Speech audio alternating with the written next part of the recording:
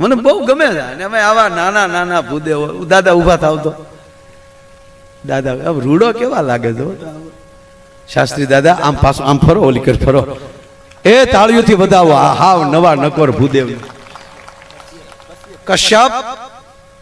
કશ્યપ દાદાના ચરણોમાં પ્રણામ. પગે લાગ્યો મેં કીધું હાથ તો મૂકો યાર માથા ઉપર. દાદા 1 મિનિટ આવો ને. કશ્યપ દાદા પછી મારે તમને દાંત કઢે ને ગોટા વળવી દેવા છે. પણ દાદા આવો આ બાજુ. હા અરે એક ગોર દાદા તમને કહું ફેરા ફરવતા હતા. હા આપણે ગામડાના દાદા, ભલે દાદા આપણે તેથી અમારે સંસ્કૃત વિદ્યાપીઠમાં અમારા ભૂદેવો ભણ્યા નથી, પણ દ્વારકાધીશનું વચન છે કે મારા દેશનો ભૂદેવ જેને ડાબે ખંભે જનોય હોય એના મોઢામાંથી જે નીકળે વેદ જ નીકળતો હોય છે. એટલે અમારો વરરાજો ફેરા ફરતો હતો ને ગોર બાપા ઉભેલા કંકાવટીને ચોખાલે ઓમ સુબલગલાય મંડપ જય. વરરાજાના પગમાં લિંગ બૂટ મોજા કાઢીને વરરાજાના જમણા પગનો અંગૂઠો ખેતરપાળને અડાડો. અણવર કાલ્યો ગોર દાદા 100 રૂપિયા તમારો અંગૂઠો અડાડી ગયો. ભલે આમ તો કે હું મૂળુભાઈ બે હાઠુભાઈ છે, અમે બે એક જ શોરૂમમાં છીએ.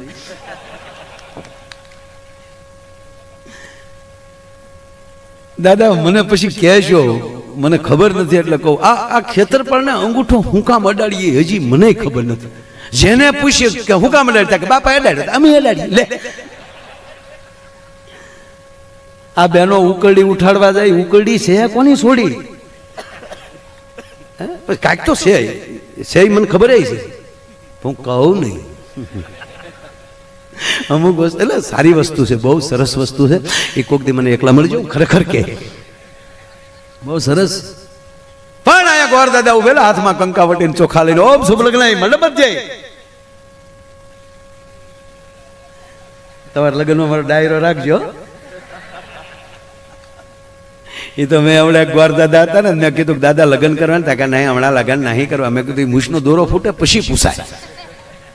સમય એને ખબર હોય ને, અત્યારે એને ભણવાની ખબર હોય. એટલે મારે એની પાસે એક શ્લોક બોલાવો.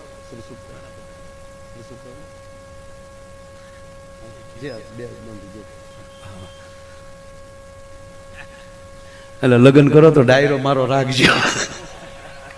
એટલે આયા ગોર દાદા ટૂંકમાં એક ઉપાડી એટલે વાત કીધું. ગોર દાદા હાથમાં કંકાવટીને ઉભેલા, વરરાજાના પગમાલી બૂટ મોજા કાઢી નહીં વરરાજાના જમણા પગનો અંગૂઠો ખેતરપાળને અડાડો. ગોર દાદાને કીધું ગાલ્યો દાદા બીજા બસો. હે ભાઈ રૂપિયાથી નો હાલે, વિધિમાં ફેરફાર નહીં. વરરાજાનો અંગૂઠો અડાડો પડે. બાપા તો તારું નો કહો અણવર તારો પણ પગનો અંગૂઠો ન ચાલે, તારા બાપુજીનો પણ ન ચાલે. વરરાજાનો જ અંગૂઠો ચલાવવો પડે કે ગોર દાદા આલ્યો બીજા 200 પડી મુદો રહેવા ગયો. ગોર દાદા કે પણ છે હું બીજું કાંઈ નથી દાદા, અમે હજી સુધી વેવાઈને નથી ખબર પડવા દીધી ને તમે ખેતરપાળને હું કામ ખબર પાડવા માંગો છો? ગોર દાદા તોય ન સમજાવ. નહીં ભાઈ ચોખવટ કરો. ચોખવટ એટલે અંગૂઠો જ નથી. આ પગ બૂટ મોજામાં છે ત્યાં સુધી જ રૂડો છે બાપા.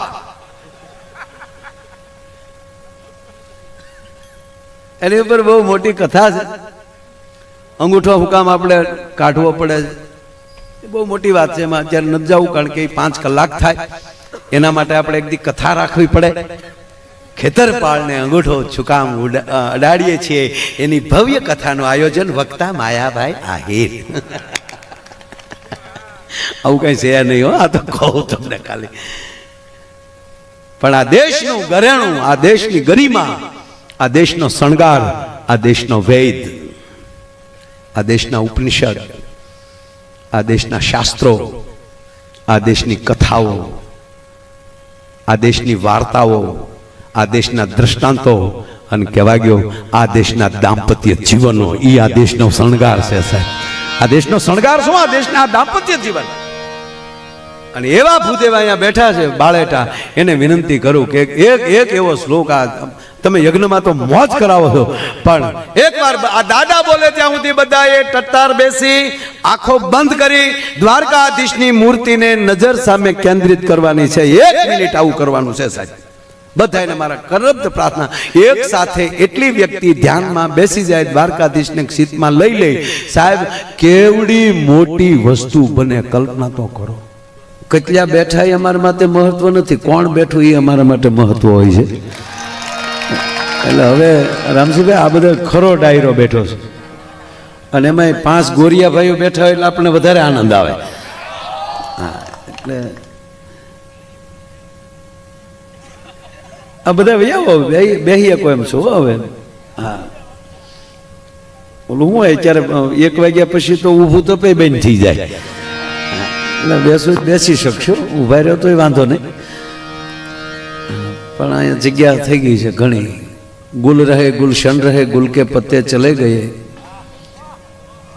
अब अच्छे अच्छे बैठे रहे, मिस को लिए चले गए.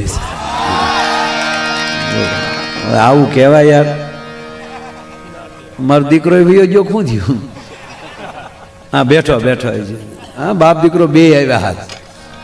તમે શું સમજો? જે અમારું નાનું ટપુરિયું તો આવ્યું નહીં, એને વળી પાછો અત્યારે પરસાર હાલે ને તો એ ધંધે સડેલો એક નોખો છે. એટલે નોખો એટલે આમ કઈ મારથી નહીં, એને ઊભા ઊભા બોલવાનું ચાલુ કર્યું, એને જે સારું લાગે યાર. હા, તમારે કોઈ દેવી કલ્પના નહીં કરવાની. સાહેબ પૂછતા હતા મને કે તમારા છોકરાએ ગાવાનું ચાલુ કર્યું? ના ના, બોલવાનું. કઈ બધું એવું કઈ નહીં, ડોક્ટરના છોકરા ડોક્ટર જ થાય ભાઈ, હોવ ને સારું લાગે એવું હોવ. તમે યાર સરસ કાનગોપીમાં છો, એકવાર ઊભા થાવ ને તાળીઓથી વધાવવાનું છે. એનું શરીર ફોરું કેટલું છે? કેટલા વર્ષ થયા?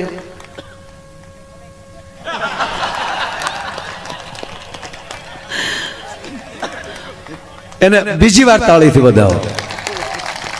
આજ પહેલી વાર એવી વ્યક્તિ નીકળી, ઉંમરની ખબર નથી. અને હકીકત કહું સાહેબ, તમારી મોજમાં ઉંમર હોતી જ નથી. જો ઉંમર આરે લેના દેના હોત, કેમ ગયા ઓલા બાપા શીડાભાઈ, એ શીડાભાઈ, આ વધાવવાનું તાળીઓથી વધાવો. આ બાપાની મોજ નહીં, આ 18 વર્ષના છોકરાઓને ઝાખા પડે ઈ છે. અને ધન્યવાદ છે, આ બધા નાના હતા ને ત્યાં બોર્નવિટા વાળા નતા. હે, માવું દૂધ પાતી હતી ને તાહળિયું ભરીને ત્યાં ફીણની મૂછું થઈ જતી હતી. અત્યારે ફીણ વાળા દૂધ ક્યાં મરી ગયા એ જ ખબર નથી. ડેરીમાં ફેટ ઓછા આવે એટલે છોકરા તળિયાનો માલ જ ભાળે છે ડોહા. ઓલા તો તાહળી મોઢે માંડતા હતા, મૂછુની ઓલો ફીણની મૂછું થઈ જતી. હા, એ 11 મહિનાનું થાય ને તો છોકરું ધોડવા મળતું. અત્યારે હુકાઈ ગયેલા કાંક્ષી જેવા બટકા આપે, 18 મહિનાનો થાય તે માલ્યું જીક્યું, જીગી જીગી જીગી. જો કે છોકરાઓને સારું છે. અત્યારે આ વડીલો પૂછો હકીકત, પેલા તો નાના હતા, પીડ્યા હોય ક્યાંક રમવા ગયા હોય ઓળકોળામણા, હવે તો એ રમચ્યું જ વહી ગઈ. એ રમવા ગયા હોય ક્યાંક પીડ્યા હોય, સોલાણા હોય તો સારું ન થાય ત્યાં સુધી બાપાને દેખાડાય નહીં, ત્રાહું હાલવું પડે. નહીતર ઈ ફાળ ગયા ઈ બે નાખે, ક્યાં ગયું તું રખડવા. એને બદલે અત્યારે છોકરું પડી જાય તો આખું ઘર માલું ચીકુલું ભલી ગયું. એ ચીકુલું કાંઈ નહીં કરીએ કે સાહેબ. પણ ભગવાન કૃષ્ણ આપણને કહે છે કે જીવન, ભગવાન કૃષ્ણ 11 વર્ષ ને 52 દિવસ ગોકુળમાં રહ્યા. એની બાળલીલાના વર્ણન જુઓ સાહેબ. કૃષ્ણ એ શીખવે છે કે બાળપણ કેવું હોવું જોઈએ? પોરખીલું, ગોવર્ધન ઊંચો કરવાની તાકાત હોવી જોઈએ. એનો અર્થ સંગઠન બળ. આપણે આખી નાયત જે આખો સમાજ છે, હમણાં વડીલ બોલ્યા કે આપણી જેવું ગોત્ર, સારી વાત છે, પણ આપણે કડેલી નબળા. આપણે બેહવું એટલે પછી ઘડીક ટેકો જોવે. કડીની નબળાઈ કે નહીં બાપા? થોડી પૂછો. હું કામ કીધું નહીં ખબર છે? ગોકુળથી આપણે જે ગોવર્ધન ઊંચો કર્યો ને, જીતુભાઈ, ગોવર્ધન ઊંચો કર્યો ને એટલે આ મૂળ તો આપણે નાચ. બધા ભગવાન કૃષ્ણે કીધું કે બધા લાકડીઓ રાખો. એ લાકડીઓના ટેકા રાખ્યા ને ભગવાન ટસલી આંગળી એક જ હાથ, એક હાથે તો મોરલી વગર વાહળી વગાડતો ભગવાન. એટલે તરત નાચ ને તરત ઓલું થાય. એ કે કઈ ટેસલી આંગળીએ થોડો ગોવર્ધન રે, એ તો આપણે લાકડીઓ રાખી એકીએ. ભગવાન કે એમ તે મારા નાથે થોડીક ઢીલ દીધી હો, એ ગોવર્ધનની ઢીલ. તાર ડોહા કીડે કડાક આવ્યા, લેજે વરદાન તારું ડોહું કર્યા. એ તેદુનો જે ખટકો રહી ગયો.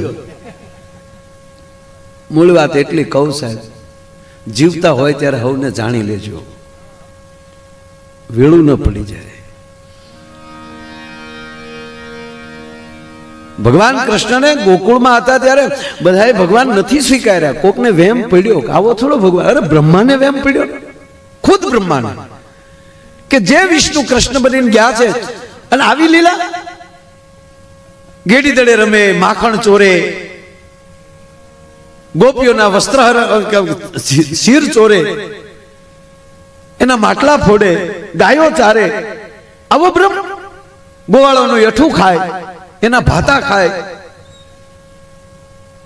અને બ્રહ્માજીને વેમ પડ્યો સાહેબ. ભાગવતનો પ્રસિદ્ધ પ્રસંગ, મારા ખીચાની વાત નથી, બ્રહ્માને વેમ પડ્યો કે આવો ભગવાન હોય. બ્રહ્માજીને કૃષ્ણની પરીક્ષા કરી બ્રહ્માએ. ભગવાન કૃષ્ણ ગાયો ચારતા હતા, ગોવાળો બધા ક્રીડા કરતા હતા, અને ભગવાન કૃષ્ણ આંખો બંધ કરી અને વાહાળીમાં તલીન થયા. એટલી ક્ષણમાં બ્રહ્માજીએ બધા ગોવાળોને એ બ્રહ્માની માયાથી બધાને બ્રહ્મલોકમાં લઈ લીધા. બધા ગોવાળો. કૃષ્ણ ભગવાનને હસવું આવ્યું, કરે બ્રહ્મા દાદા તમને વેમ પડ્યો? એટલે ભગવાન કૃષ્ણે શું કર્યું, એવા ને એવા ગોવાળિયા બીજા બનાવી નાખ્યા, ઈના ઈજ. અને બ્રહ્માનું રૂપ લઈ અને બ્રહ્મલોકમાં પહોંચી ગયા. ત્યાં જે અને જે એના જે દ્વારપાળો હતા, ચોકીદારો, એને કીધું, પોતે બ્રહ્માનું રૂપ લઈ ગયા અને એને કીધું કે હું અંદર જાઉં છું, એક મારી જેવું રૂપ ધારણ કરીને એક ફરે છે, મહેરબાની કરીને અંદર આવવા દેતા નહીં. એમ કે કૃષ્ણ ન્યાલી થઈને પછી પાછા સીધા ગોકુળ ગયા. દ્વારપાળ ને છું કે આપણા ભગવાન બ્રહ્મા તો અંદર ગયા બ્રહ્મલોકમાં. અહીંયા એની જેવા જ ગોવાળિયા, માયા આયર જેવો જ બીજો માયો, બીજો બિરજુ. બ્રહ્માએ જ આમ નજર કરી વ્રજમાં તો બ્રહ્માજીને આશ્ચર્ય થઈ ગયું, કાલે લે આ તો. અને જેવા પોતે બ્રહ્મલોકમાં જે અંદર પ્રવેશ કરવા ગયા હતા, દ્વારપાળો એટલું કીધું, એ કઈ બાજુ? અરે કે હું બ્રહ્મ. અરે હવે અમારા ભગવાન તો આગળ અંદર ગયા અને અમને કહીને ગયા. અને સાહેબ બ્રહ્માજીને ચૂકા, હવે ઈ બ્રહ્મ સાચો છે. અને ભગવાન કૃષ્ણને કહે છે, પછી તો એને આખી કથા છે, એમાં મારે આગળ નથી હોતું, પણ બ્રહ્માને ભ્રમ થઈ જાય એવો કૃષ્ણ, ઈ પરમાત્મા, ઈ જો આપણે નિહળે રમીને મોટો થયો હોય, હે મારી તારા કેટલા એ જનામાની રે આકમાણી રે નંદરાણી તારા.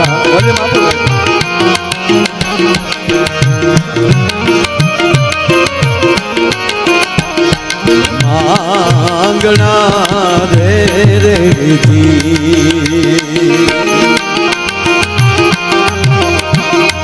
મારી તારા કેટલા એ જનામાની રે આત્માની રે નંદરાણી તારા. માંગણા રે રે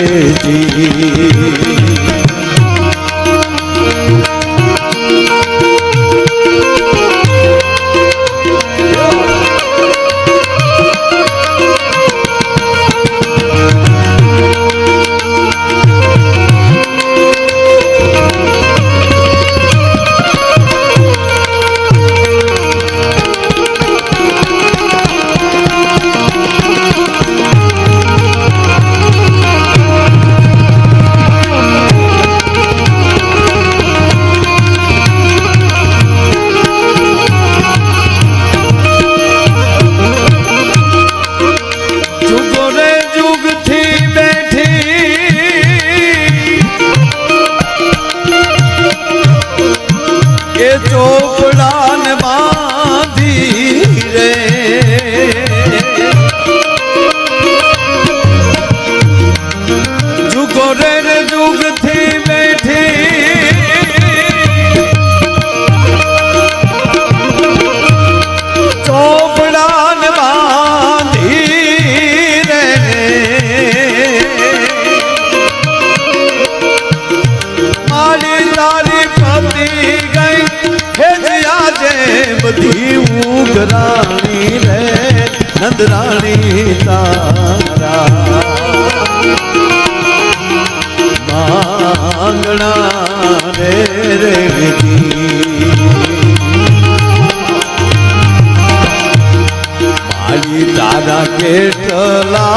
એ જન્મની રે આત્માણી રે નંદરાણી